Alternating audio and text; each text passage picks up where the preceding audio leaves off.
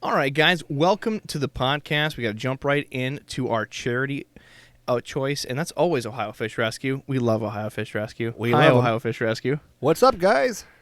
So, Ohio Fish Rescue is a fantastic not-for-profit organization that takes all of these wonderful fish that people decided were great in a tiny aquarium, and instead of throwing them in a lake, river, or even down their toilet, they rescue them as a normal humane society would. But there's not a humane society for fish. It's Ohio Fish Rescue. So these guys make sure they either get suitable homes or keep them right there in their large facilities. Certainly go to their website, ohiofishrescue.com, and donate. They have T-shirts available. They have ways to donate directly through PayPal, Patreon, or GoFundMe. But, on top of giving your money, also give them a call, 216-773-407. Fantastic, Rob. Call and give them a little change, give them a little money, give them a little love, because these guys are doing the right thing. They're taking care of the hobby and making sure that these fish do not end up out into the wild, into the lakes and streams. We're up here in northern Minnesota, and that is a nightmare when that happens up in our neck of the woods. Again, they didn't tell us to use the phone number, but we really want just a phone call reminding them, hey, you guys do a great job. That's really got to point that out. Ohio Fish Rescue, let's kick that podcast. Welcome to the Aquarium Guys podcast with your hosts, Jim Colby and Rob Zolson.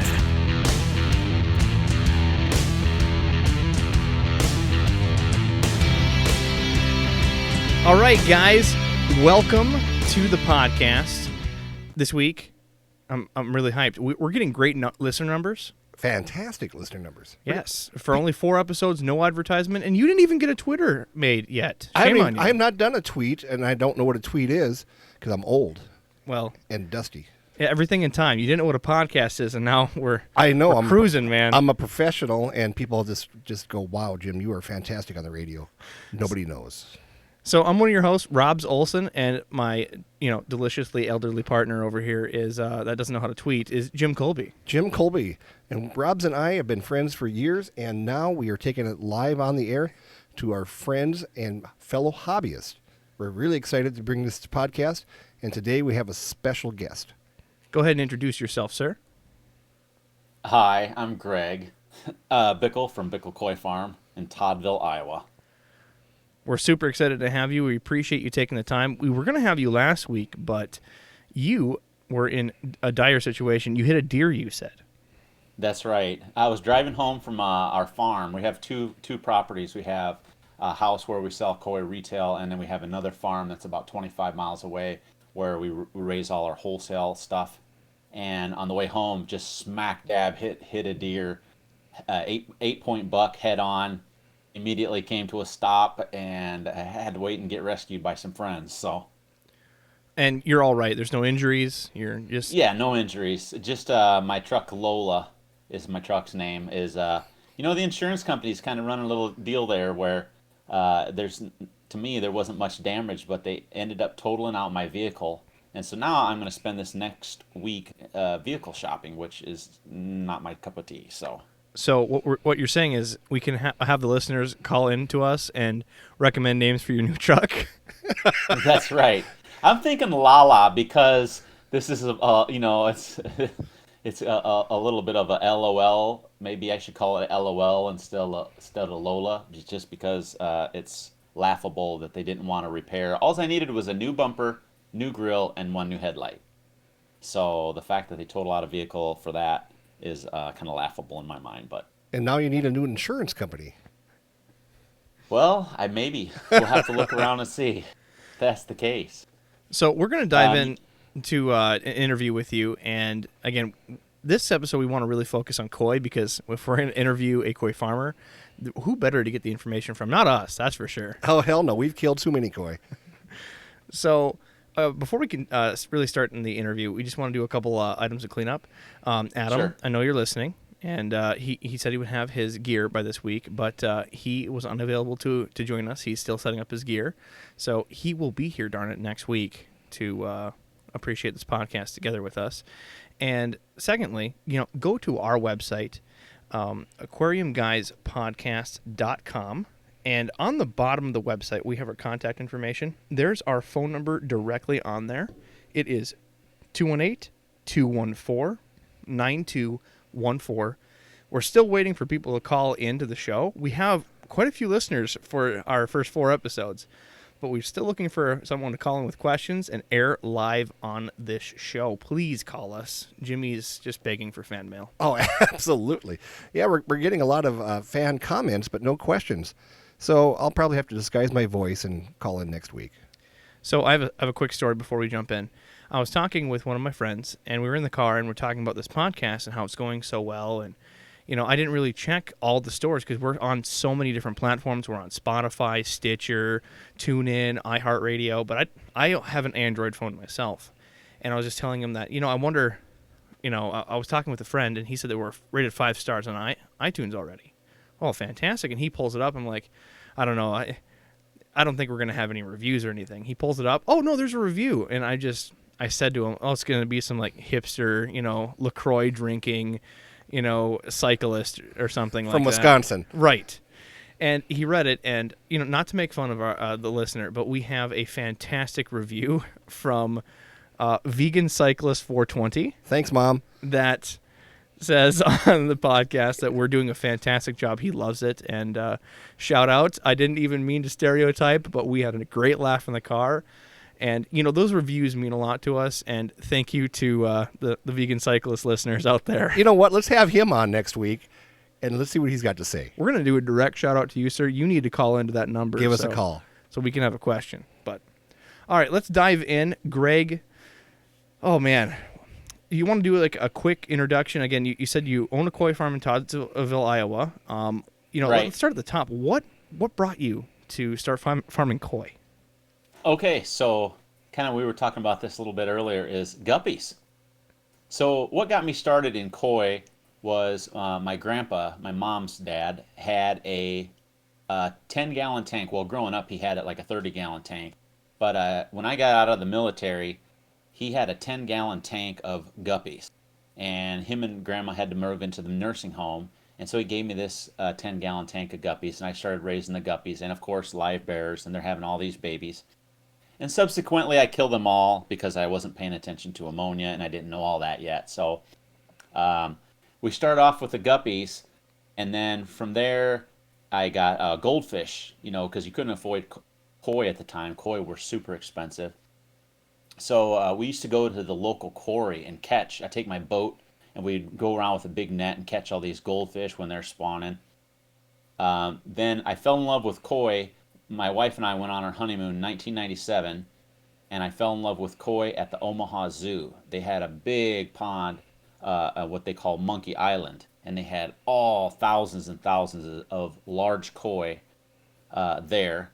And from there, I started acquiring koi, and it just blossomed from there. That's fantastic. So, a quarry. Where exactly were you at that you could just scoop goldfish out of the wild? Right. You know, we were talking earlier too about Ohio Fish Rescue. You know, when you first came on, and you know, most people, if they don't have a place that will rescue the fish, they'll dump them somewhere. And a popular place to dump them is in either retention ponds or quarries, old quarries. So there was an old quarry probably, I don't know, 45 minutes from my place, and tons of goldfish in it. I mean, probably a 5-acre quarry, and it had to have thousands and thousands of goldfish in it. So we said, hey, we'll go, and we actually first started off as Greg's Goldfish Farm. And so as you look at my website, it's just bickal.com, because I may not be Bickal Koi Farm someday in the future. We may be Bickal's Guppy Farm, or Bickall's Guinea Pig Farm, or Bickall's Bird Houses. Who knows what will be in the future? So it's just kind of a simple web address. But we went there and we caught all kinds of these goldfish. The best way to catch any fish I found is when they're spawning. They're pretty oblivious to what's going on. You can just run in, scoop them up in a big net and catch them that way. And we were very successful catching them that way. And we would bring them home, and then we could resell them or breed them and do it that way too. But How many would you get on an average day when you went out there? Oh, probably 30 to 35, 40.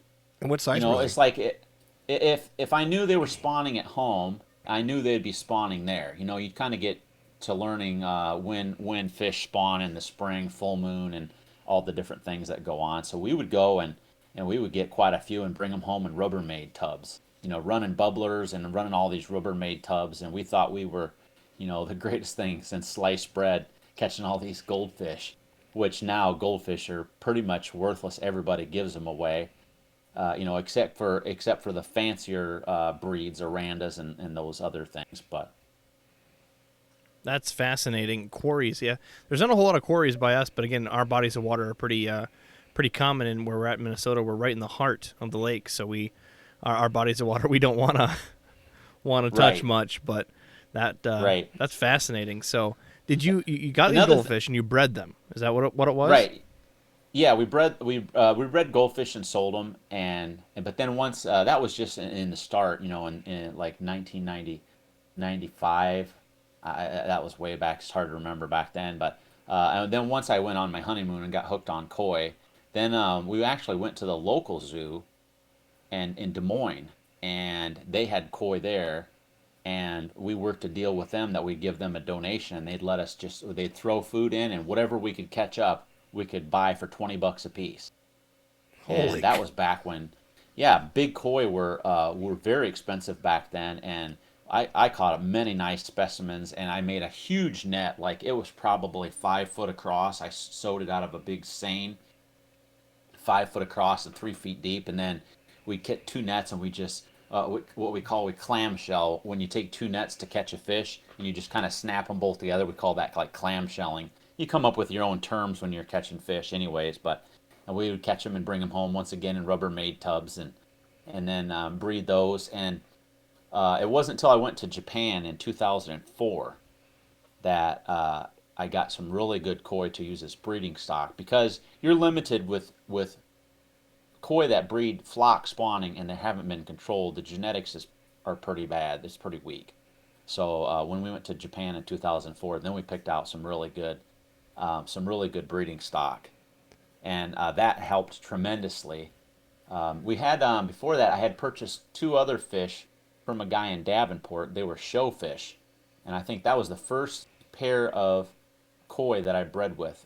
It was $900 for the pair, and it was a three-color fish. For the people who know koi, it was a sanke male and a showa female.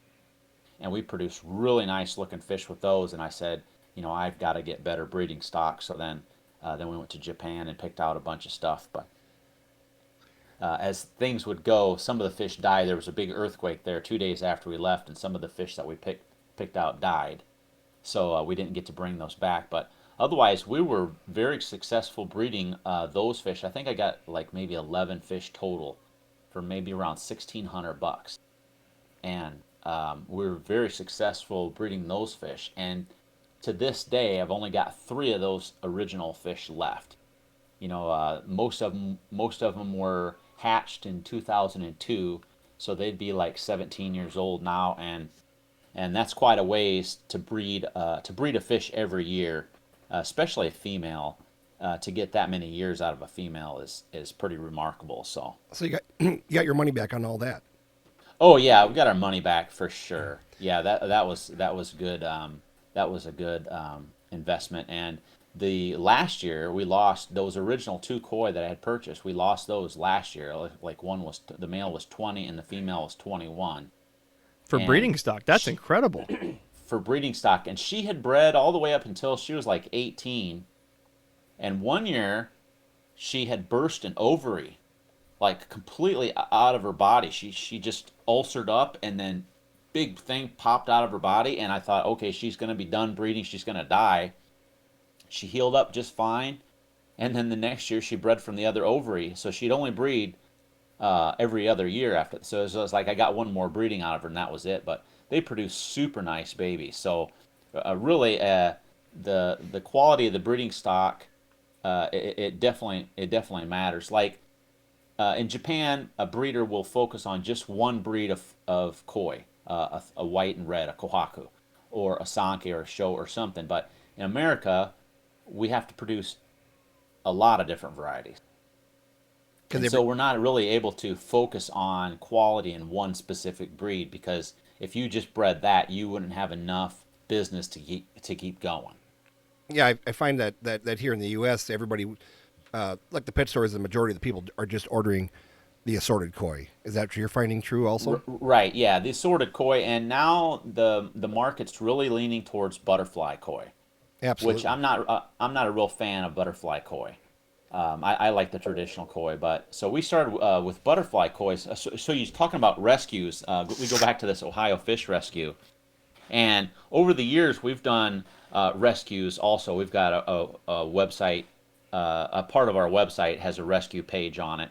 So if somebody's koi do need rescued, and we can't find anybody in their area, it just depends on where they're at. People call us from all over the country. Like if they were in Ohio, I would send them to Ohio Fish Rescue.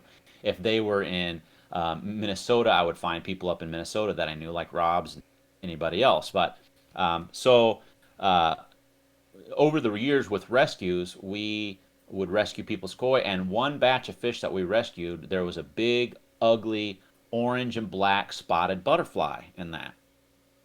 And my space here at home was limited. We didn't have the second farm. We were still a small operation. And so we had a deal worked out with a nursery, a greenhouse, the next town over. And they would let us use their pond, was about 40 foot wide by 80 foot long. They would let us use their pond to breed koi, and I would provide all the food for the koi, and they would feed them and take care of them, take care of the water quality, and then I could harvest them when I needed to. And so we threw those rescue fish in there the first year, and they made so many nice babies. And that butterfly gene came out. The butterfly gene seems to be. I'm not a geneticist, and I haven't studied koi genetics very well, but it seems to be pretty dominant. That I get a lot of the babies, 50% or more, seem to be butterfly. But yet the colors seem to come from the straight fin koi, and so we weren't getting that ugly orange and black fish. We were getting more of the shiny metallics and some other things. So that worked out. So that's how we started off with butterfly koi a few years back, and then sometimes a customer will come in and they'll have a fish that's gotten too big for them, and I'll take that fish back and I might use it as breeding stock. Anytime we get rescue fish in, we don't ever sell them. We just give them away to people, or we stock them in somebody's pond that's looking for fish. About a month ago, I went to a fish rescue. I had a call from somebody, and they said, "Hey, we're moving out of our house. Can you come rescue our fish?" I'm like, "Yeah, great. I'll be there Saturday." Couldn't make it Saturday. Went over there Sunday. They were completely moved out, gone, and it was a little 150-gallon preform pond in a trailer court. So I was like, okay, they had a nice filter system on it, a lot of plants and this and that.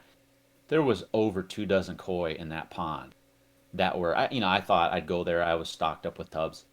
I started catching these fish out, loading them in my tanks, and then I caught something that looked like, because I'm not a tropical fish guy, I'm like, oh, crap, that's a piranha. And I was like, whoa, what's this? It wasn't shaped like a koi at all. And I was like, God, watch my fingers. And anyway, I threw it in the tubs. I was like, okay, I'll figure out something to do with this. That wasn't the only one. I caught two more. That's why they call you Old Three Toes. Right. Yeah. And I texted the guy. I was like, okay, I got all your koi, but I am missing a finger from that piranha. And he texted me back. It's like, no, it's a pacu. Ah. So I harvested. So out of this pond, I took 24 big koi. They were probably 14 inches, and then 3 pacu. So I call a local aquarium guy. He cleans aquariums for a living. His whole basement is aquariums stacked upon stacks. So I called him up, and he came and got these pacu, and he was super happy with them. However, I could have probably used them to eat the algae. I don't know much about them. So for those that are Eat the listening algae. in the podcast, pacus are, again, another South African variety. They're very similar looking to a red-bellied piranha. They have a lot of the indications and markings. And they're invasive species in a lot of different places in the world that have been thrown into the wild either on purpose or by accident. And the difference is they're really omnivorous. They will eat anything. And they have very human-like molar teeth Jaws. that will grind, but will also crush anything that they, snails. They They're actually very, very adaptive to their environments. they'll eat acorns. If acorns fall into the water, they'll eat acorns. Wow. Very Yeah, strong jaws. actually, people might not know that koi have teeth as well in the back of their mouths that they grind up against a hard palate. The pacu And actually can get about the size of a tire as well. right, and I apologize. One of the biggest ones they found is actually in the Mississippi River. Someone left and they caught it around Minneapolis, and it was one of the biggest ones on record. that's what I was wondering is the temperature range that pacu would have went because in our indoor fish building, which is heated, we could have put it in there.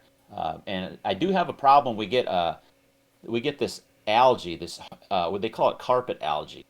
It might be about inch to 2 inches long, and it's just like shag carpeting that grows all over the rubber liner that we have in our ponds and all the building. And now it's getting so thick that it's starting to clog up the filter systems and the drains. So I was like thinking that might be a good animal to go in there and eat that and get rid of that. So They definitely do a job. That hair algae is pretty common in a lot of scenarios. We were just talking in Right. another episode of what they do for aquarium treatment. So there's that, and also blackbeard algae. That's much shorter but bushier, dark colored algae. And I'd recommend, just from another fish person to another, American flagfish if you can so have them. They Sure. don't necessarily last the winter, but they do a fantastic job of mowing that stuff up. sure. Another thing that'll eat hair algae is tadpoles. Tadpoles are great at eating algae. So. Jimmy's favorite. Oh man, I love tadpoles. Yeah. So does my turtle. That's kind of how We I have feel a- about them too. We have a cycle around here at the koi farm. The predators that we find in the ponds. Usually every year we have turtles, snapping turtles that show up, and they get caught right away, of course. And then I put them in a tank, and they get fed frogs and tadpoles and anything else that unwanted in the ponds. Or any particular koi that dies that day. Yeah, any particular koi. Like it's pretty typical when koi spawn. Sometimes a female will die, whether she's got egg impaction and the eggs won't come out, or tumors. We get tumors quite often, and I've talked to several people about that to see if it's something in the food. Maybe it's the fact that we're 2 miles from Iowa's only nuclear power plant.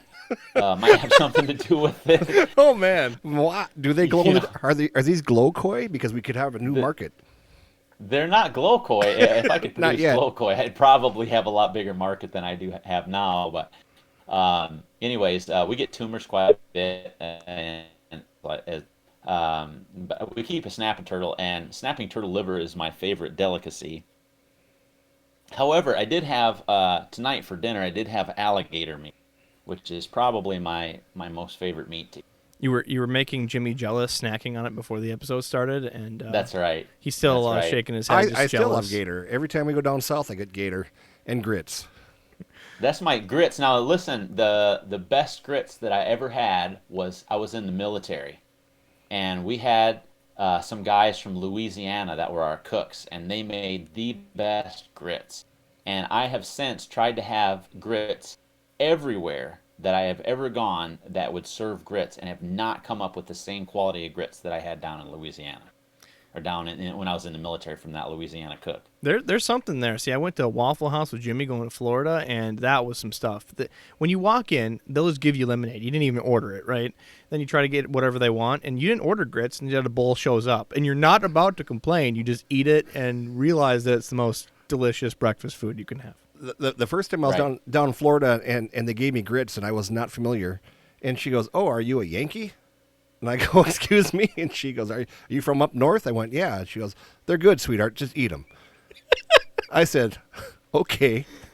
It depends on how people make them, because I would say it's like oatmeal. Multi-meal, my know, wife it- says. Yeah, multi-meal. It depends on the consistency of how they make them. Actually, I have no sense of smell, so I don't taste food like other people taste food, and that's one reason why I can be an excellent fish farmer, is I can't smell the fish. You don't know when something went bad, huh? No, I don't know when something went bad. I can tell when the ammonia is in the air. My grandpa used to raise rabbits, and rabbits produce in closed quarters. They produce a heck of a lot of ammonia. My dad- and it'd just gag you. My dad commercially raised rabbits when I was in high school, and we sold about 1,200 a week to a restaurant type place up in northern North Dakota. And we sold rabbits upon rabbits upon rabbits. And to this day, if I see a rabbit, I just want to run it over. I'm sorry, rabbit lovers. I'm sorry, rabbit lovers. I love rabbit. We used to raise rabbit for butcher when I was a kid, and my grandpa raised them. He would actually take them and he would butcher them, grind them into burger, and sell them to the local Hy-Vee store. I'm not sure how. How do you get he away made with that these work. days? Yeah. So I think that at this very That moment, was 30 years ago. I think at this very moment, we have now lost the vegan cyclist as our fan. He's probably just thinking, oh, that's a great idea to why you should be a vegan, is you don't have to talk. You didn't about have rabbits. to hear of rabbits, gators, or liver. Now I only eat free range animals. I try to only eat, except for the alligator meat, which we have to buy. But we typically only eat free range meat, whatever I can go hunt and shoot. So at least I'm doing my part, anyways, to not make so much methane in the environment. Well, that and you got to be careful with that free range. You're by a nuclear plant, remember? Right, we are by the nuclear plant. The deer grow really big racks around here, and when you hit them with your truck, apparently they cause enough damage to create a totaled out vehicle. Well, that's why. He's still angry, isn't he? I can tell. Absolutely. Mass squared. That they just must have a little bit of plutonium, and those antlers must weigh them down a little bit. We I should did give the a calculations. It was like 16,000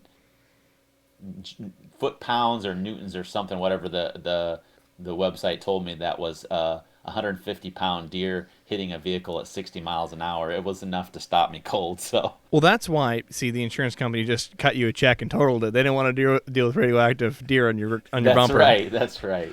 We don't want to have to. We ran the thing on that, and No, then it's been raining. So we haven't had rain. You know, as a fish farmer, obviously we want water for our ponds, and we haven't had a lot of rain in Iowa here this summer. It's been really dry, and the ponds have been going down. And then finally last night we got 3 inches of rain. And I woke up last night at 2 o'clock in the morning, and I just sensed something was wrong. There's something wrong. I went out to the fish house. I neglected to put on any clothes other than my boxer briefs, I guess. Yeah, which give us a kinda look visual, like shorts. please. give us So the there's a visual. What color were your boxers? It's 3 o'clock in the morning. I'm wearing black and gray striped boxer briefs. Sweet. I grab my umbrella and the light, and I go out to the fish house, and my pump house, where all the pumps, these are dry vault pumps, so they're not meant to get wet. They are flooded because the gutter on the back of the building, we got 3 inches of rain last night in a period of about an hour and a half, 2 hours. And the gutter on the back of the building fell off, and all the water went behind the building, went under the building, and flooded this pump house. So I get my sump pump on. I pump out all the water. Then I go to the garage, and I'm still in my underwear, of course, and it's dark. But we're out in rural Iowa, so nobody cares. We don't have street lights out here. I get some wire. I go to the back of the building. I wire everything up together, and finally go to bed. So that's what my night was like. No sleep, running around in my undies. Wiring electrical all items good. standing in water. Sounds like a good time. So he'll be at the next That's Barnes and right. Noble for his signature, first edition of 50 Shades of Koi. Right, 50 Shades of Koi. So I'm operating on no sleep today, basically. So if I'm a little loopy, that's probably why. You fit right in. Well, we appreciate that, Greg. And just to get back on track here. Oh, yeah. So I met you. I met you actually from the Upper Midwest Koi Show. They have That's right. They try to do a show once a year, and this last year they were unable to. Sadly, the venue was full up on space, and I think we found a new spot for this next year. But I still got to meet you there, and you had quite a selection of different koi to choose from, and it was a real treat. I got to learn a lot of different things, but the biggest thing I learned is the food that you choose to grow out, because these koi, people don't really understand how koi grow. So koi can really grow up to 36 inches plus, depending on the variety of koi. And again, they have no stomach. It's just all intestines, so they Right. can eat every hour on the hour. So feeding is a real thought process with a lot of people. And how do you feed koi? Right. So, it really the key to growing koi the way we do it the natural way is getting green water. Green water is the ticket to growing koi, because with green water you produce water daphnia and all the other zooplanktons, And you have to get those populations up to what I call critical mass, to where you've got enough of that food available that when the koi hatch out, there'll be enough there to feed them. The problem with the live food is that if they do get to such a mass, I've actually had in a pond, I've had probably if you were to scoop out, I got a big net made of cheesecloth that my wife made, and you can get maybe 50 pounds dry weight if you were just to scoop it up and take the water out of Daphne in a pond, in that size of a pond, let's say 25,000 gallons. And the Daphnia themselves will start to produce ammonia, that they will be so many in the water, and the oxygen levels go down. So sometimes you can lose a population like that, it can crash. But when koi start to eat, if there's enough live food, they prefer live food. And when they start to eat, they call it gut loading, is they'll start eating so much that their belly will actually split open, and their intestine or their gut will hang out of their body. And they just keep loading and loading and loading, and they can consume as much as possible because they grow so fast that within 2 days they've outgrown that, and their belly readjusts. Using my knowledge to use Daphnia and other live foods to feed koi, my daughter recently got some guppies. So I go out and I catch them some Daphnia. We still have some cultures out there, and I feed the guppies. Oh, they really love that. You watch them chase around mosquito larvae. Apparently, I killed one. My daughter wasn't too happy with me because it seems I said, well, let's just see how much they want to eat. Koi, the more you feed them, the faster they grow. Apparently, guppies, the more you feed them, the faster they die. My daughter says, what's that hanging off the guppy?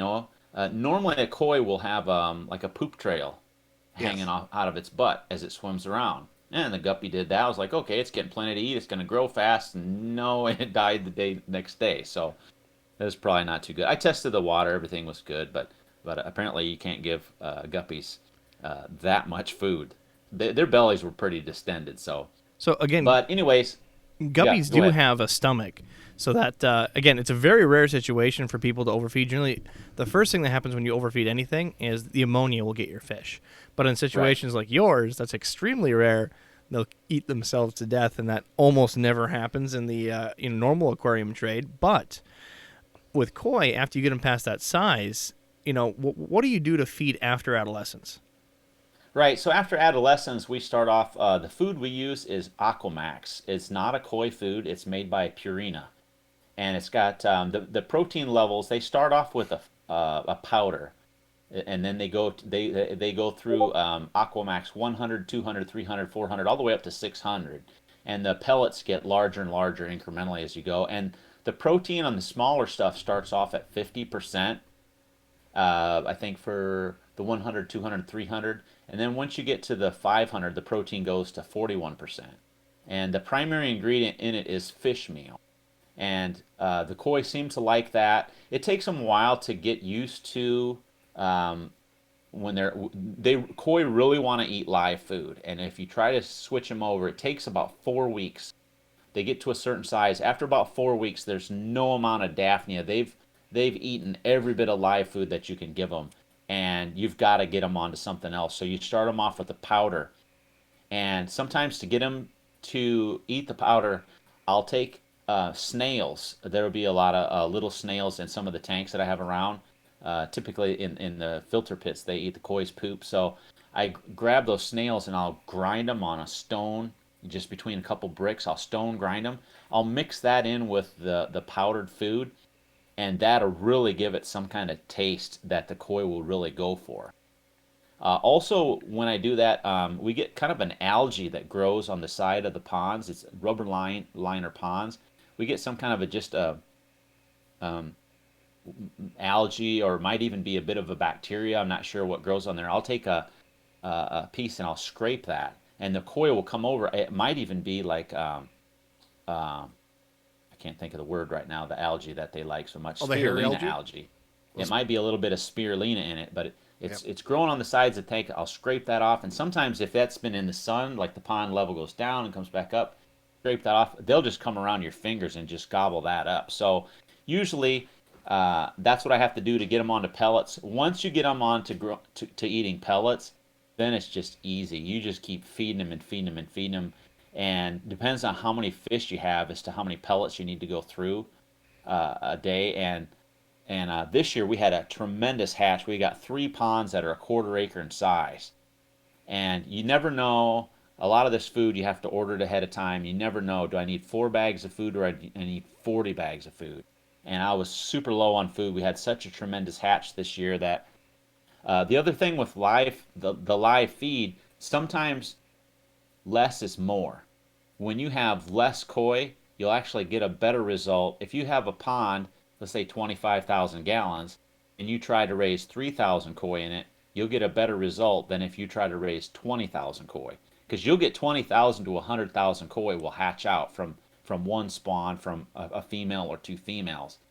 And if there's not enough live food, the koi will eat each other. You'll actually see a koi, 2 koi from the same size. One will just come up and grab the other guy by the tail, and he'll just start gobbling them up to his tail, and you'll see a fish swimming around with another fish in its mouth. That's crazy. We don't really get these Right. perspectives in our hobby trade at all. So this is fascinating. It is very fascinating. Well, and you'll see guppies will turn around and eat their own offspring sometimes too. If sometimes you should have them in a cage so that the babies can swim out or whatever. But so if you have too many koi hatch out and not enough Daphne, it's hard getting that balance. I do raise brine shrimp on occasion. I have a couple cans of it around, and when I say I raise brine shrimp, I raise it in those big, like 5-gallon water jugs, where I use like tablespoons, 3 or 4 tablespoons per jug to grow out, and that'd be one serving. So we try not to do that because that's an expensive route. I like to do it the other way. The other thing about live food is if Daphnia scents fish, they must have something where they sense a fish's hormones or something. They will molt and create egg casings and die, and you can lose the whole batch that way too. So sometimes you don't want to put the fish in too late or too soon to make the eggs hatch. You get the Daphnia population going, and then you put the eggs in at just the right time. So that's what I've learned over the years, is getting that natural food. And then, like I said, once we go to that, we switch. The typical food that we feed is probably like almost 2 millimeters, and that's a real good food. It's like 50% protein, almost 50 cents a pound, and that's a real good food that we feed. And we probably went through in a quarter acre pond. We might have 100,000 fish in that pond, and we can go through a 5-gallon bucket a day is not even close to feeding them Jeez, as much as they should eat. Yeah. That's incredible. Normally when a Japanese breeder or any kind of breeder, if you get so many fish hatch out, like I said, less is more.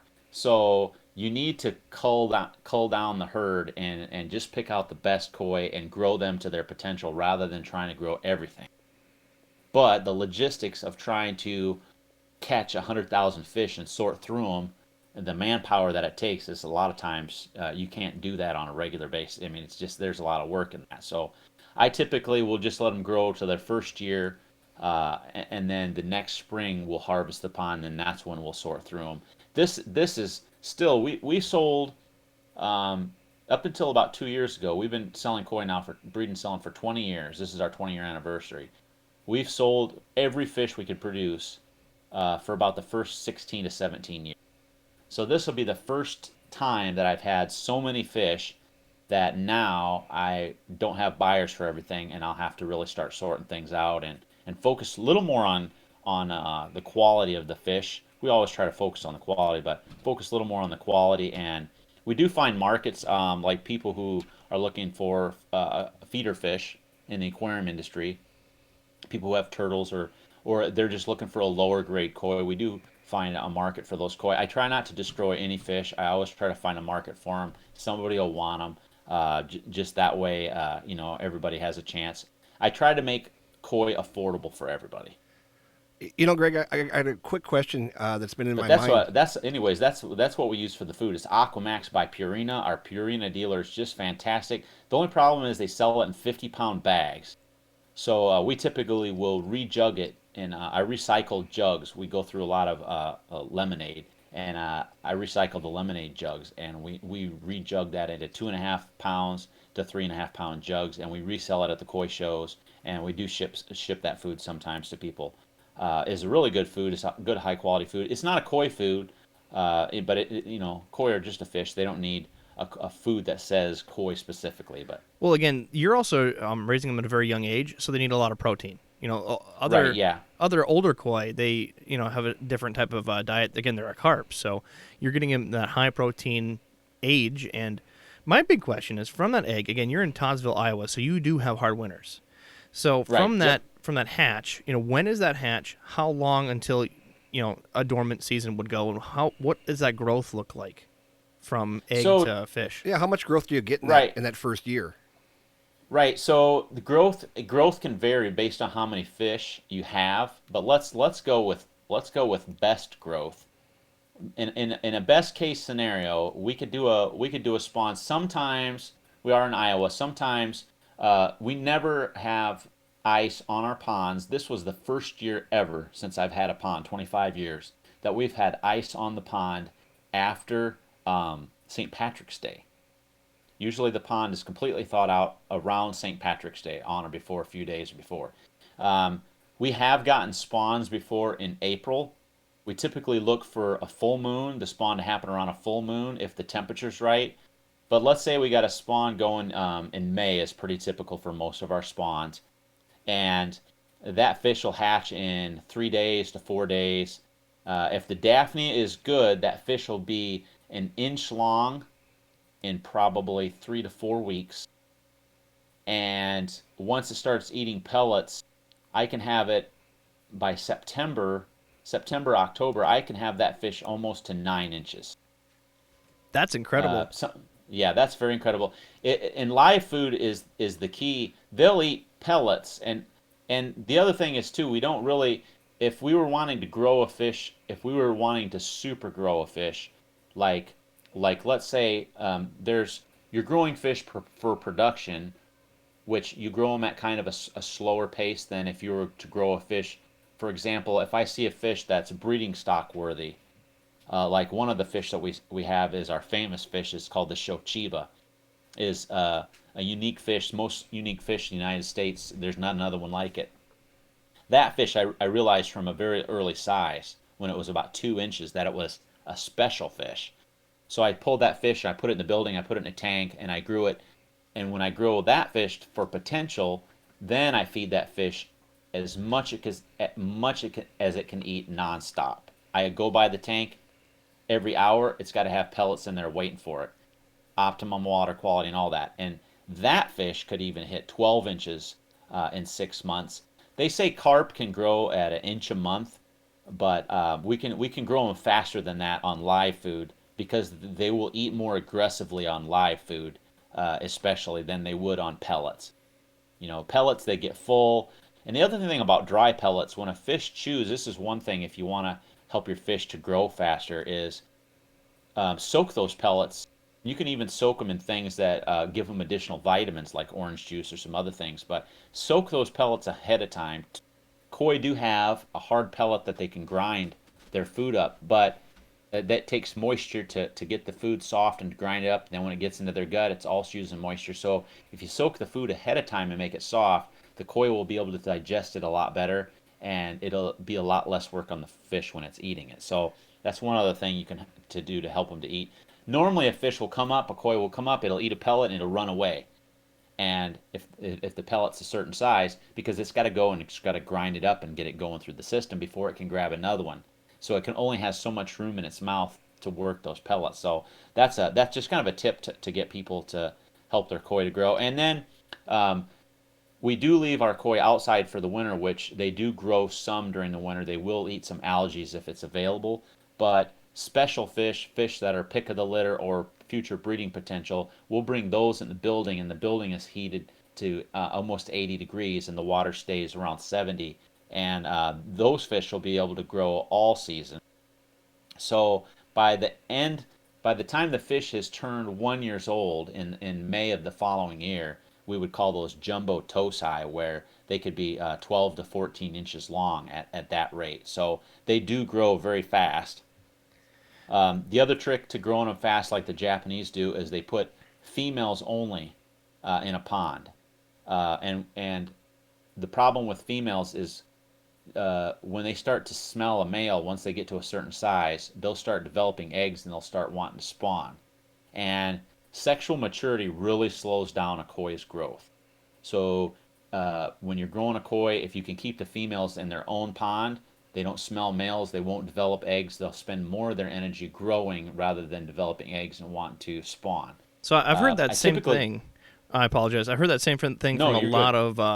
of show specialists. That's generally where I come from. The side of the hobby is going to other places like Midwest Koi Show, and yeah, keeping the females together. And they also have electronic feeders that they have for special tanks, either for one individual koi or feeders all around to give them a diverse set. And just like you said, softness matters. So they'll Right. purposely prep their koi food, and it gives them every 30 minutes a batch of food, and it disappears. It's really amazing that they get fed on a clock.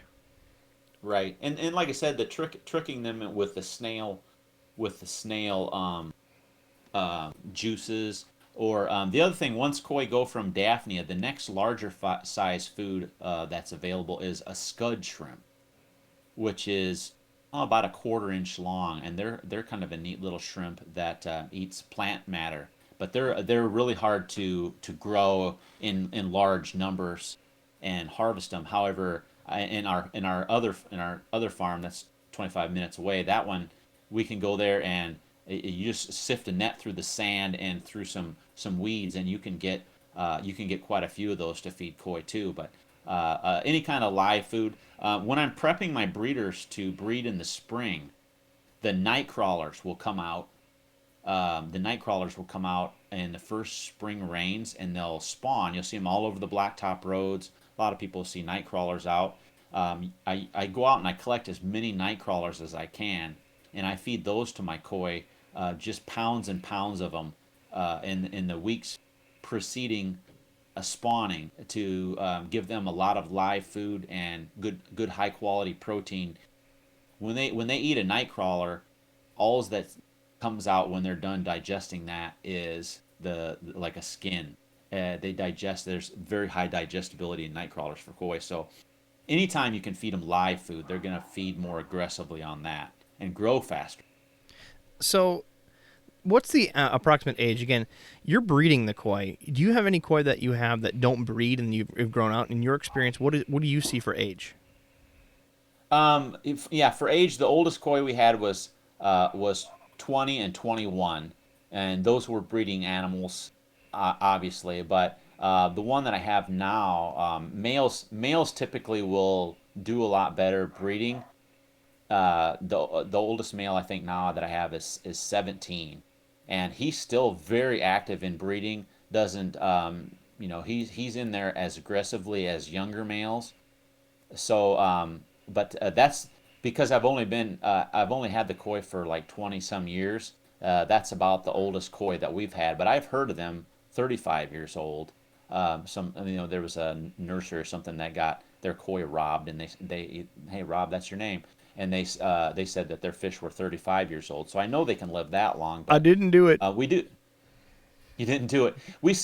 I see skin cancer quite a bit in some of the koi as well, like skin blemishes and the UV exposure. How do you treat that? Normally, well, you can't really. I mean, you could dip them with iodine or anything like that, or kind of scrape it off. But no, koi are not meant to, like, we keep them in very clear water ponds, and some people don't have a lot of shade in their ponds. Shade is pretty important for koi. That I see that koi that are kept in clear water with not a lot of shade, their colors will decrease. And one way that I did this was I would keep koi outside in the pond for the summer where we bred them, but then those special fish that were growing, we would keep those inside, and there was less sun in the building, and it seems like sun breaks down the keratins or the color in their skin, and skin cancer and can cause some skin issues. You do see your koi hide during the heat of the day. They like to go and hide under the plants or in the shade. So I think that that affects them also, to try to keep them healthy. As my koi started getting 20, 21 years old, you started noticing that their skin was losing some of the luster, and that quality of the skin was aging. Like human skin ages. You could tell that the skin was aging, and it wasn't healing as well as it would when they were younger, anyways. But That's fascinating. So I've seen a couple different cancers. They're not really tumor, but I have seen a couple other under the scale cancers. And as far as their treatments, number one, like you said, shade prevents it. But right. I don't know about koi. Koi, again, have a different type of reaction to a lot of different treatments. But you can certainly talk to your veterinarian about if you have other large fish with the same issue, and they'll help you give injections, and they have a like a scrape treatment they do. But again, I would not consider doing that to your fish unless you've Right. talked to your local veterinarian. Leave it for the professionals. Right. And Yeah, we used to do when fish had problems. We'd do antibiotic injections, and we'd do some different things with them, and in a tumor situation too, like ovarian tumors or some kind of cysts. I think, like you said, it's better to have a veterinarian. If you wanted to, you could do surgery on that fish and take that cyst out, and it depends. Sometimes I've seen where I've had tumors the size of my fist come out of a fish, and the tumor will just grow so large that eventually it pushes out. It'll push out the organs, and it'll just the fish will die from organ failure simply because it just pushed out, took up so much space. But one other fish we had, the fish, it was just bloated, and I know I can feel the fish, and I kind of know whether it's a tumor or whatever. The fish is real soft in the abdomen, and I knew that it had a tumor. Something was blocking it, but I couldn't tell. Why was this fish living so long? And it ended up, I do an autopsy on any fish that dies, and the fish had a tiny tumor. But what the tumor was doing, it was blocking. I'm not enough of a fish doctor to know, but it was blocking something, and the fish was producing large volumes of blood. So it's the reason the fish was bloated up was it was body cavity was full of blood. And the only reason I can think that fish lived so long is the amount of blood that it had also meant that it had a lot more white blood cells. And that contributed to more immunity from, or more ability to fight whatever it was. But that fish lived, but it was, like I said, it bloated up quite large. But so there's the other problem we have, go ahead. I apologize. There's a lot of resources online, and I believe I've used a couple in the past, like koivet.com, and Right. there's a ways to treat bigger animals than there is smaller. And all my veterinarian only does is cats and dogs. Well, you'd be surprised if you talk to them what treatments they would offer, and different medications that you can feed to them orally to try to help boost or prevent some issues. But tumor treatments, especially like you said before, you had one of your fish where the ovary popped right out. Well, in some Right. situations, you'll see a large, particularly like a 30-inch koi, have this massive growth in this lower region, and that, especially later in their life, either they're egg-bound or, like you said, have ovarian tumors. And there are procedures where it's literally clove oil, the treatment for anesthesia, open it, cut the koi, stitch them back together, treat with hydrogen peroxide, and stuff can be done. So don't Right. just assume that these particular animals are, it has a tumor, there's nothing I can do and write it off. There is treatments, there is help, and certainly look those up. I know, again, Koi Vet, there's a lot of helplines, YouTube videos, but again, veterinarians, don't just rule them off because, they just work on cows. Right. Yeah, we have a vet. A vet came to our pond club. He joined our pond club, and would come and talk to people, and it's very valuable information. And the other part of about female koi is hormones affect spawning quite a bit, and if the hormone levels are high in the pond, a female koi won't want to spawn, and that can lead to egg impaction. So it's good for people to do water changes on a regular basis and dilute those hormones. A lot of people say, I've never seen my koi spawn. My koi's fat. Why won't it spawn? It might just be, that a lot of people, they don't do water changes. They just top the pond off. It's just like an aquarium. If the water evaporates and you just keep topping it off, you're not getting rid of the pollutants. You're not diluting anything. So it's really important for koi's health and fish health in general to dilute those and give them fresh water changes on a regular basis. This happens in a lot of different species. There's a expert, Gary Lange, and he's known as the king of rainbow fish. He's done a lot of research, and one of the few gems that really inspired a lot of different species to come to the aquarium trade. And he'll document these fish in their natural habitats, try to follow breeding cycles, color patterns, and notice that every time after a rain is the most common time, and of course temperature, moon alignments, but rain is the biggest factor for a lot of fish, especially in the Amazon, that again dilute those hormones. Right, and pH shift too from the rain will also affect fish. Sudden changes in pH will definitely drive spawning.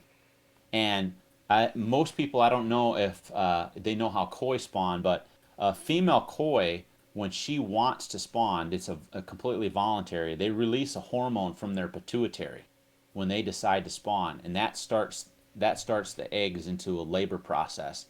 Where And is the depends pituitary gland located on the koi itself? That's medulla oblongata, somewhere up there in the brain. Kumbaya. So is it similar, just for my benefit here, is it similar to goldfish where you actually see the spots on their gill plate? Male koi will definitely get a raspiness to their gill plates. Not as pronounced as goldfish. Goldfish is definitely visible, like white little prickly things. Very similar to, we have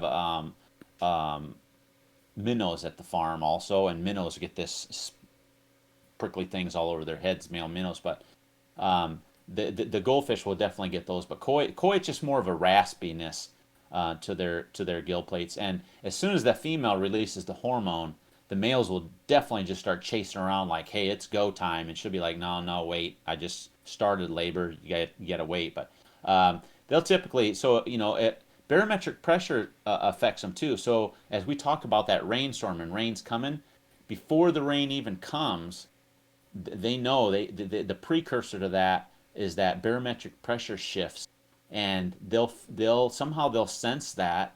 Koi have a tremendous lateral line array, a sensor, and I tell people it's like how our new cars have all those backup sensors that you just have the thing that tells you got something near this or something near that. I'm not sure how koi see. They see like the comic book character Daredevil, where he taps the stick and sees the vibrations. There you go. Wow. Yeah. There's finally use for that movie. Well, compared to the way we see, koi might actually think we're blind. Sure, they can see with their eyes, but I think that they feel the environment more than anything, because they're a river fish, and like we were talking about with sun damage, they're meant to be like swimming in the river with darkened waters, can't see anything, Digging in the and mud. just digging in the mud. They will sense worms and crayfish digging in the mud by the vibration underground. So that's one way, but anyways, how that leads to the barometric pressure, I'm not sure how they sense that barometric pressure, but that will then get them to, a rain's coming, they'll go ahead and release the hormone from their pituitary, so that way when the rain comes and potential flooding, like what we've got going on at the farm right now, that they will be ready to lay those eggs and be right there at the optimum time. But a female can hold her eggs if she decides, I'm not laying my eggs, something's not right.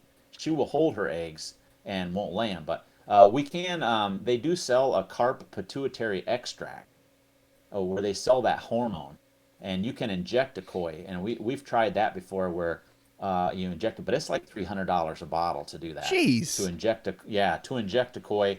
And we've tried doing that, the artificial spawning method, where you put the koi's, you got to dry them all off, and you put the koi's eggs in a bowl, and then you strip out the male, and you put his sperm with him, and you stir it all up, and there's a special way to do it. And we do have one fish that we've still got that we did an artificial spawning with that. We put the eggs in a tank, so we knew, okay, this is how we did it. So we've tried that too, but you can do that artificially. But I try to spawn our fish all natural every year. We just try to do it naturally. They always go out to 100% fresh water, and they've been cooped up in the fish building all winter, so they go out to that fresh water. I can guarantee the fish will spawn within 24 hours unless there's something physically wrong with that fish. So So I during breeding, do you use, say, breeding mops? What other tools do you use to make sure that's accomplished? Right. So I've invented my own. There's some product that we use like filter brushes or not filter brushes, but there's a green filter a green spawning rope that's commercially sold. That's a really good rope.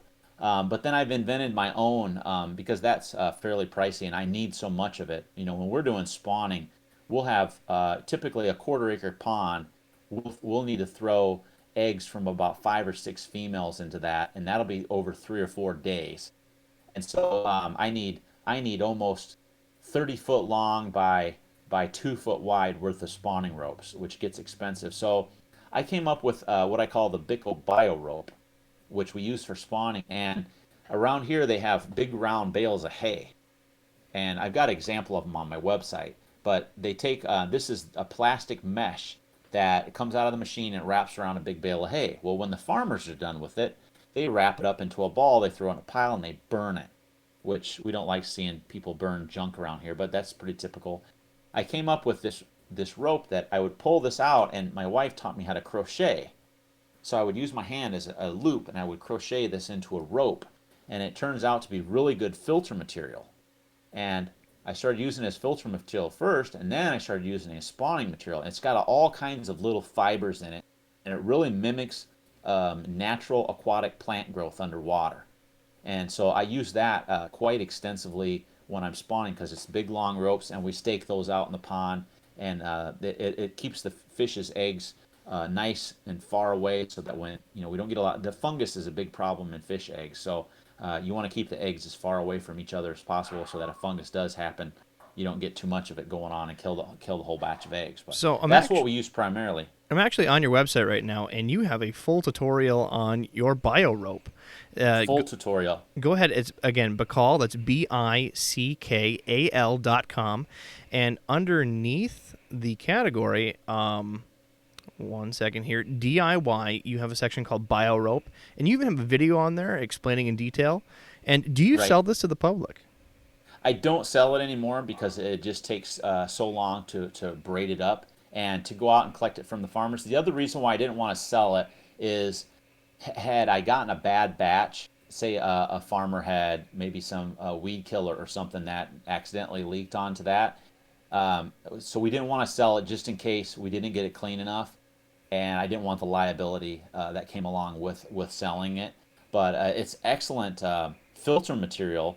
It's got a high void space to surface area for bacteria to grow. So it's excellent filter material as well as a spawning material for the fish. So it just really works really well. And it's as you look for material, a lot of times it's fairly expensive.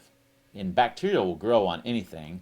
So as a way to recycle something that the farmers would normally burn, I could go get it and recycle it. So that's one thing I try to be environmentally conscious, I guess, and recycle, reuse when I can. So, Well, that's fantastic. So before we leave the process, so again, we went through the breeding process, and do you ever have issues? I've heard with koi breeders about jumps. Like if you're in a not normal size, you're in a large pond space for where you do breeding, but do you have any jumping issues or stories? right. So we did have a problem this year. We had a fish die. So I was talking about the hormone levels in the pond, and we do spawnings in order, but we've only got a few spawning ponds here. We've got like four ponds here, each of them about 25,000 gallons to spawn in. And we had set up a pond. We want the female to spawn. I couldn't get the female to spawn because the hormone levels are getting too high. So when that happens, we do water changes. We try treating the water with certain things to burn the hormone off. And I couldn't get the female to spawn. So we threw her in an empty pond with 3 males. Right away, boom, she spawned. Normally we would hatch in that pond, but we'll throw her in there and we'll spawn her out that way. she started spawning. I caught her up and I moved her to the big pond because the big pond had more of the specialized fish that I wanted to breed her with. Well, the male that was in there, it was probably 20 inches, sparkly scales. Just it wasn't a show fish or anything, but it would have made nice babies. That fish went crazy looking for her. He could smell her. He was swimming all around the pond. Where's this female at? He's wanting to spawn with her. He can't find her. He ends up. I was in with a customer, and because I went out there and I saw the fish swimming around funny, and he was looking all over for the female, and I was like, I'll catch him later and throw him back in the big pond. I came back out later, and that fish had jumped out. He just looking his quest to find that female. He had jumped out, and I tried CPR on the fish. I tried mouth to mouth resuscitation on him. You just blow air. Yeah, yeah. We did one time. We had a bunch of girls over at the farm, and we did a kiss my koi challenge, and we had that on Instagram. But so, anyways, you just Sexy. blow air into their to get their gills to fluff out a little bit, and then you put them in the water and roll the fish back and forth. And I tried massaging the heart from underneath the chest and tried doing that to do some CPR on it. But that fish must have had a heart attack or something. It just was dead. And normally, You broke its heart, damn it. Yeah, it broke its heart. Normally, if a fish isn't dead until it's really dried up, you can put it in the water, and as long as you can any kind of a gill movement or anything on it, you can get it to come back pretty easily. And that fish was nothing. It was still wet. It wasn't. There was nothing I could do for that fish. But we get jumpers on occasion, and then a lot of times I see people building these raised koi ponds. Oh, raised koi ponds with glass walls, and I'm like, koi jump. It's rare that they'll do it, but they do jump, especially if water parameters change. The pH is a little funny, or the nitrites might spike, or something happens with your water quality, because the rain can really do some funny things with your water. You will get jumpers like that on occasion, but typically we don't have them jump out, but you have to protect them while they're spawning, because they will get a little crazy and not pay attention to their surroundings whatsoever when they're spawning. So you want to make sure that a lot of people have skimmers in their pond. You want to make sure that the skimmer is blocked so that the koi won't accidentally just fall into that when they're spawning and get stuck in there and die. So again, just to go through the whole process, you breed. You're using your own spawning ropes. Yep. You have, again, Daphnia ponds essentially that you've prepped and prepared. Are you creating your own Right. Daphne cultures, or is that something Yes. that's just natural? Yeah, we have some tanks that are just set up for Daphnia cultures, our seed tanks. We don't do anything else with the tanks. So then we just fill them with wall water, and we'll put some fertilizer in there to get them started. And then we'll transfer cultures around. And so then once a pond has been full and ready to go, I can start catching Daphnia up. And usually I can catch almost a pound just scooping a net around pretty easily. I've got 800-gallon tanks. 800-gallon tanks are our seed tanks, and I can usually catch a pound of Daphnia with just a 3 or 4 second scoop around in the pond. That's how much Daphnia will get established. But like I said, you have to be careful too that you don't start getting low oxygen levels or ammonia levels, because you can lose the whole batch very quickly. They'll just molt and die, and you'll lose it, and you'll have to start over again. So we start off with our own Daphnia cultures, and then you have to time that Daphnia very specifically to make sure that the Daphnia don't smell the koi, and the Daphnia have a good environment to grow and produce, so that way they're there when the koi are ready to eat them. But yet you want to have enough Daphnia, I call it critical mass. You want to make sure that the pond, usually you go out by flashlight at night is the best way to see how much zooplankton and Daphnia that you have in there, as to how much stuff is moving in the water and what's the ratio of water to the Daphnia to make sure you have enough in there. But So you grow them out during the summer, and when and how do they go to market? So they get to, I'm assuming that you sell, as low as 3 inches. right, yeah, we sell. Actually, we sell a 1 to 2 inch. We'll sell very small, and then normally we don't sell a fish the first year unless we're having an event. Like this year, we had an event, and we let people pull fish right out of the mud pond that were hatched just in May and June. So we let them pull fish that were 1 inch to 2 inches. But typically we will grow a fish a whole season, and then we'll either let it set in the pond over winter. Is typically the best in the big mud ponds. It's pretty healthy to leave them out there all winter, and then we'll harvest them in the spring, and that's when they'll be available for sale. And on the higher quality koi, we may save out 1,000 to 2,000 or more, depends on the amount of space and the demand in the market for larger koi. We'll save out some of the higher quality little koi, and we'll grow them to the second season, and then we'll make them available in the spring of the next year when they're probably like 12 to 14 inches, and maybe 9 inches and larger. And those ponds, we've got automatic feeders. You fill it with a 50-pound bag, and we've got it to kick off on different times to feed the fish, just based on how many fish are there and how much feed do they need. I'm trying to make sure we feed them at a steady pace, that they're growing, fast but not too fast, where you can't afford to feed them that much, to get them to a certain size. So you're in a particular situation where, again, most koi farmers wholesale, but you also do retail. You'll either sell direct to the customer, and then you were saying that you have a retail shop. Is that correct? Right. Yeah, we have. That's how we started off. Was just mainly how I started selling koi. Actually, was the first year that we bred koi. We had so many. We put the koi out in the pond, and they bred on their own. We had so many that we put it in the penny saver, which is just like a little ad newspaper. We put them in there, and 20 years ago, and we had 50 to 100 fish that we had, and people came and bought them, and they bought them, took them home in buckets. And next year they called us up and you say, "Hey, you got more fish? And my friend wants some fish." I'm like, "Yeah." And so that's how we actually started selling koi, was doing it that way. And then as that started becoming popular and we wanted, like I said, we sold every koi we could produce the first few years. And so then I build another pond. Somebody got rid of a swimming pool. We'll put that up. We'll hatch koi. We try to hatch 500 to 1,000, whatever we could come up with. And we went from selling 50 to 100 to 400 to 1,000 to 2,000 to 5,000 fish a year is kind of where we've gotten to now. It's just grown every year, and like I said, this is the biggest hatch and the most amount of fish. I've only had this new property, our wholesale property. I've only had it 6 years, and it was just flat out pasture grass with a little creek running through it, and I bought it just for the water sources that it had there.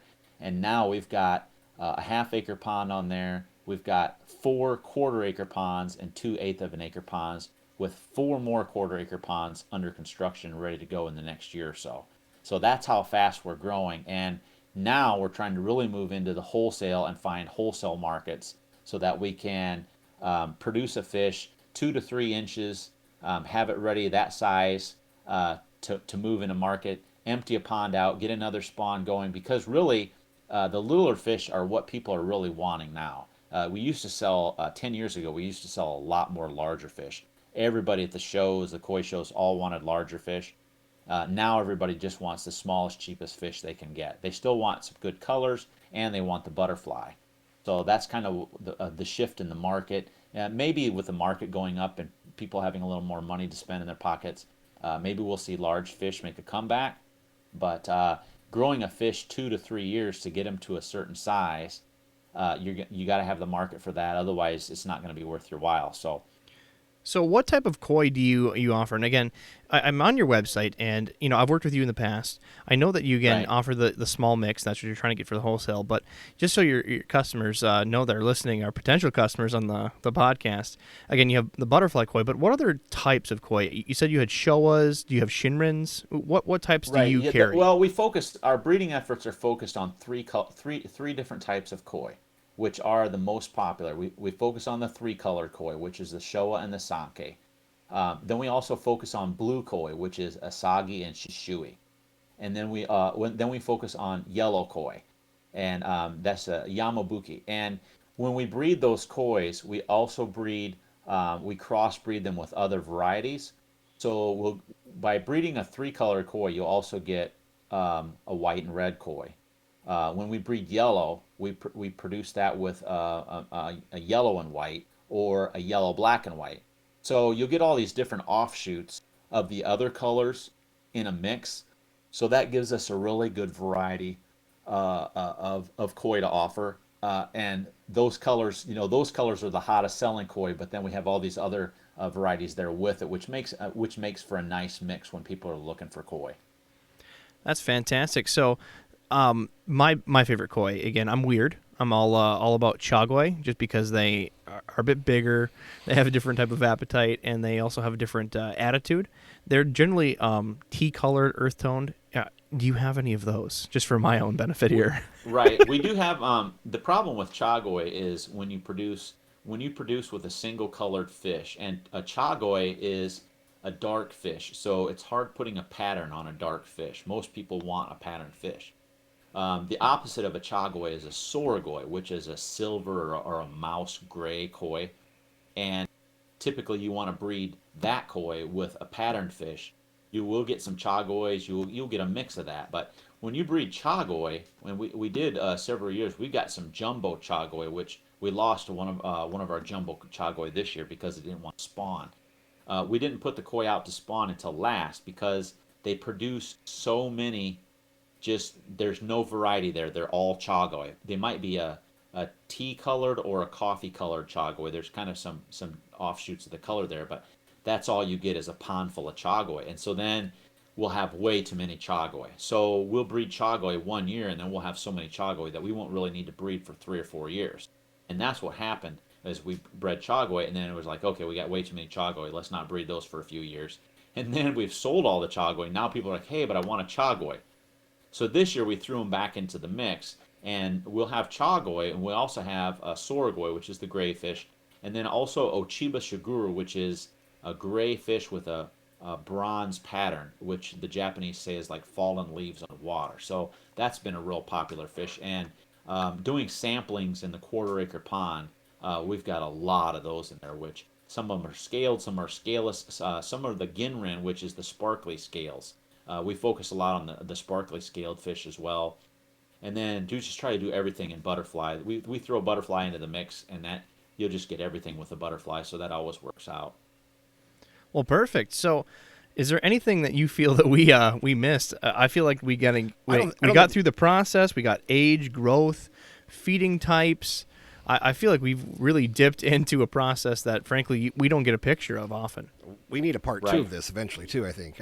There's so much great information here. I can't even believe, as I'm taking notes here, of all the different things that I've learned this evening. And I think we need a part two again. We need a Right. DIY episode of just how to do all your tricks. Your website is impressive. Again, that's Bickal or Bickal.com. That's BICKAL.com, and you have an entire library of DIY instructions. It's a wealth of information, and we definitely have to have you on the podcast again.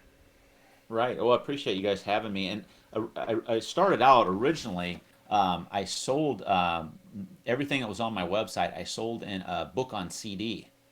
Way back in the day, I used to sell that online. And after I had sold so many thousands of copies of it, I finally just made it available on my website. I'm a full-time software developer. I'm just a part-time koi breeder. It's a full-time job also, but it's my passion job. So I've written my own website. I've done all my my own website work. When you do websites full-time for a living, you don't try to put too much flair into your own website. I guess I'm kind of lazy about it, but I try to do everything on the website. There's so many articles out there that people can go see, build their own ponds, the proper filtration, and how to make koi low cost and low maintenance. So I appreciate you guys having me online, and this has been a lot of fun. So No problem. So one more thing. You also do shows. So what is some of the next shows that we'll be able to see you at? I'm assuming that'll be next spring. right, yeah, the show circuit's pretty much done for this year, and this year we actually just did a show in St. Louis, and that was the first time we were able to get into that show. We try to get into any show that we can get into as long as it's decent driving distance. But next year in the spring, we'll be looking at the Chicago show, which is usually held in the middle of June. We try to get into other shows if we can. There's a show in Louisville, Kentucky that's in May. There's some shows in Colorado in August. We're going to look into that. The show in St. Louis. The show in Minnesota, the funny story, the place where we used to have the show in Minnesota was at a greenhouse. And we used to also sell koi to them wholesale. Well, they've gotten completely out of koi. They're no longer hosting the koi show, so they're going to have to find a new spot for that show. But I've heard through the grapevine don't want to get myself into trouble, that they may be going into the medical marijuana business, growing or whatever. That's just some rumor that I've heard. So that's probably going to be more lucrative up there than them hosting our koi show. So I'm sure they'll find Can't a new blame 'em. spot for koi in Minnesota, right? I'm sure they'll find a new spot for koi in Minnesota next year, and we will definitely be there. We try to, like I said, make it to any show that people have us. I provide koi at a price which I feel, koi do sell for more money than I sell them for, but I want people to afford koi, and I say we've got a koi for every budget. And if somebody's just looking for a cheap koi, they just want something to start with, we will find them a koi. It might only be missing one fin, but or have a scale out of place, but we'll definitely find a koi for everybody. Hey, Greg, I got a quick question for you. Robs and I just went down to Bloomington, down in Minneapolis, for a koi Auction. auction. Yeah, and Yes. I bid on one large koi, and I pussed out and didn't go the whole length. It went for about, what was it, Rob? 180. Yeah, about 190? 180. Anyway, it was a beautiful white and red koi, but it had the most beautiful robin eggs blue eyes. Right. What and when I'm looking online and stuff trying to get some information about, what is it, only the red and white ones that have the blue eyes? No, actually, that's kind of a breeding secret too. Is if the koi has blue eyes, when you're breeding for a white and red koi, if it has blue eyes, most likely in its genetics, in its bloodline, it's a three-colored koi because the blue eyes are coming from the three-colored koi. So as breeders are sorting through their young koi, if they come across that blue eyes in a fish that they're trying to produce white and red only, they won't select that fish because they don't want, later as the fish develops, it'll bring up small black spots. Sometimes they're called shimmies, but otherwise it can be spots of different size, but it'll really detract from the beauty of the koi. So sometimes we'll stay away from that. It just kind of, when we're sorting fish, we'll look at that and we'll say, hey, we're not going to pick that fish to use just because it's going to not be a good one. But That I actually, might have been whites in the auction. that's right. It could have been a three-colored koi and lost its black, which water quality changes koi. All koi do not look the same, and what fish may look like out in the farm in the very soft water that comes from surface water in the ponds versus the deep well water that we use here at the farm, in our tanks indoors, it changes the fish's look, and sometimes a fish can gain color or lose color based on the water that it's in. Yeah, So I just absolutely fell in love with that fish. I kicked myself for not bringing home that fish. Rob's egged me on to go up to $200, and I pussed out. So I actually brought home a fish from we went to the St. Louis show this year, and like I said, we've only got 3 koi originally left from Japan, and we overheard some guys talking at the show that this guy's like, I want to sell this koi. We were going around the show tanks looking at all the fish. He's like, yeah, I want to sell this one because it's a male. And I was like, oh, hello. And I went over and looked at the koi, and it was a beautiful white and red koi, and it had won young champion at the show, so it was a show winner. And I was like, I looked at the fish, and I was, it's a Japanese import, and I was thinking it's gonna be $1,500 to $2,500 fish, pretty easy. And I was like, I'd definitely buy it from you. Like I said, we don't typically bring new fish in. We try to keep our quarantine procedures and everything pretty strict. Otherwise, we brought in the butterfly, to breed that. But so, anyways, I went back to my booth, and we're working selling koi, and the guy's like, "Hey, I think if you offered him $250, he'd take it." And I was like, "Sold." Wow. So that's going to be our new flagship fish. Anyways, a male. It's a jumbo fish. It's only like 14 to 15 months old.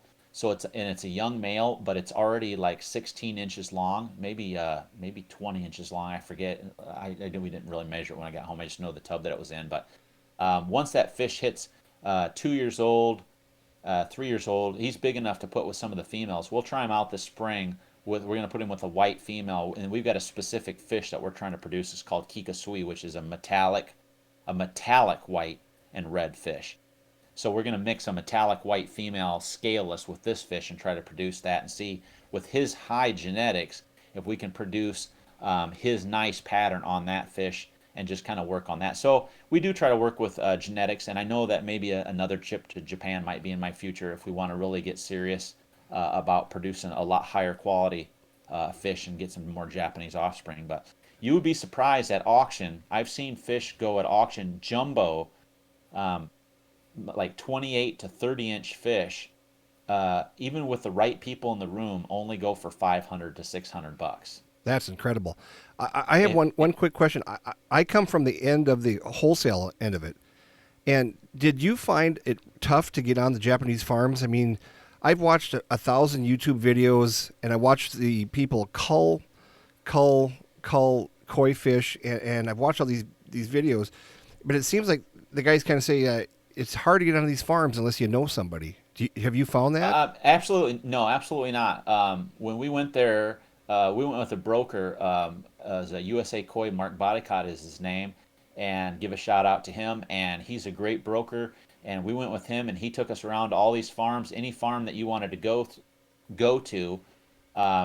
Anybody that really goes to Japan to look at fish, they're not your average hobbyist.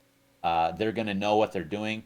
And when we went to one of those farms, they just handed me the net. They went in to drink some tea, and they're like, most people that go there are very experienced koi keeper and are looking for high dollar koi and know what they're doing. Just catch your own fish, and let them know when you're done, and then go through the routine. But no, we had no problem going. We were with a millionaire, also was in our group, so that might have helped a little bit. But we were able to go to any koi farm that we wanted to, and see some really, and it's a very nice experience. I would say if a person is serious into koi, to go do that once in their lifetime, just to see how a farmer that raises them full time. And that's if they typically will focus on one variety, and they'll have a trademark maybe in their variety as to what they're going to produce. It's really nice to see. And Japanese culture, I've been all over the world. When I was in the military, I've seen France and Germany, and I really appreciated Japanese culture quite a bit. It was very respectful. You felt very safe, and it was a very interesting culture to see firsthand. And what was the cost of bringing those fish back home? Because I know a lot of people always So go, In 2004. yeah, that was yeah, yeah. In 2004, if you bought a $60 fish, it was going to be another $60 to bring that back home. That's not Because that's not the terrible. fish gets shipped. First, the fish will get shipped from Japan, and it's almost 48 hours to get the fish from when they pack them up on their farm in Nagata all the way to the airport, and then to get them to the States.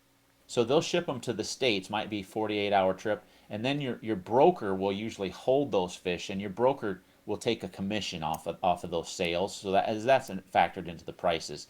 But then he will quarantine those fish, make sure they're healthy, and then once they've had a 6 to 8 weeks or longer to acclimate, then he will ship them to you. So that's kind of how the process works. And they ship all their fish. I don't know how they keep it all straight. That's probably another. We could go through my Japanese stuff on the website, and that's probably a whole nother podcast. But everybody that goes there to buy fish from, the dealer just writes down, oh, this is where this fish is going. And they don't ship out your fish that day. They ship out their fish all in one big batch. They just box them all up, and then they go and ship them off, and that's how they come into the broker. And they always usually do that in the fall. The buying season is in the fall in Japan, and then they might ship them like in January or something. So if that fish is sitting at the broker, and God forbid something happens to that fish, are you still responsible for paying for that fish, or is that nope, something you the get broker the fish absorbs? free and clear. Yep, that'll just be reimbursed to you. Like you don't pay for the fish actually until you get them shipped to you from the broker. So we picked out some fish in Japan, and they had a 7 point something earthquake the day after we left. No. 2 days after we left, and two of the fish that I picked out, one was an asagi, was the blue fish, and another one was a kujaku, which has a metallic pattern. Was a very popular fish at the time. Those didn't make it, and a lot of dealers lost power, and earthquake cut off roads, and they couldn't get to their ponds and their farms, and so they lost a lot of fish. But those two fish I didn't have to pay for. But no, you only pay for what you get. So I thought the Japanese buying experience, I would highly recommend it. It's you're going to see some very top quality fish there, and definitely the culture and having tea with the farmers and eating fruit. And in one instance, we went to a farm and we got to watch them pull their breeding stock, and sit and eat curry at their house. Take off your shoes and sit on the floor, and it was just a wonderful experience. I would definitely recommend it. Well, again, Greg, thanks for everything coming on the podcast. Last thing that I have is, I think you have an open house once a year. Is that correct, to the public? Yep, that's right. Yep, our open house is, we've tried it on Mother's Day weekend, and some people want to shop, some people don't. We've tried it on Labor Day weekend, and so now we just pick the weekend in between. It'll always be the weekend between Mother's Day and Labor Day. Perfect. Well, certainly give a call and shout out. Bickal.com. That's Bickal. The numbers on the website. You can order fish directly from the website, direct to your home. There's whole shipping information. There's a library of DIY and help articles. Greg, thanks for your time. And do you have anything else for our viewers? That's all I got to say, guys. Thank you and enjoy. Awesome. Again, thanks so much. And, give us a call. Our number's in the bottom of our website, aquariumguyspodcast.com. And be sure to go out, find your favorite podcast provider, whether it's Spotify, Stitcher, iTunes, and hit that subscribe button to make sure to send notifications to your phone when these come out. We try to do them once a week. Sometimes we'll do 2 a week. You never know. We're going to send them out to you. Make sure to like and subscribe. And share this with a friend. Share this out to your fish community. And darn it, we're going to get Jimmy into Twitter. Oh, I can't wait for Twitter. Hey, Greg, a special thanks again for sharing all your knowledge, your enthusiasm for being a hobbyist and businessman. I really appreciate it. I found this so fascinating. I want you back, man. So if we can bend your arm, maybe we'll do another future podcast with you. I know it's been fascinating for me, and I know Rob is just sitting here. He's taking notes down as fast as he can write them. Maybe bet. Thanks, guys. Maybe we can go on a limb and see if we can do one at your farm when it's convenient for you, sir. We'll see and right. Yep. Do details in the future. Grab some pictures. All right. Sounds good. All right. Podcast out. See you next time.